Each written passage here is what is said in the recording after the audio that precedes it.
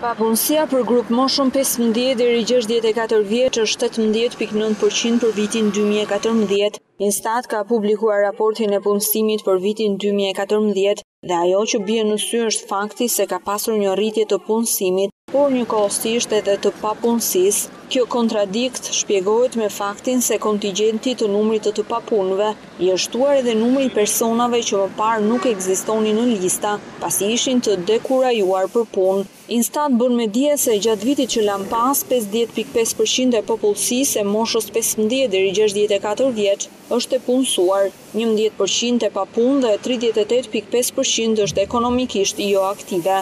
Më problematike paraqitet situata e papunësisë tek të rinjtë e moshës 15 deri në 29 vjeç. Një tjetër e dhënë interesante është edhe fakti se papunësia është më e lartë tek meshkujt, por meshkujt kanë një pagë mesatare mujore bruto 10% më të lartë se femrat. Bujqësia është edhe sektori që ka numrin më të lartë të punësuarve në vend dhe më pas vjen sektori i shërbimeve.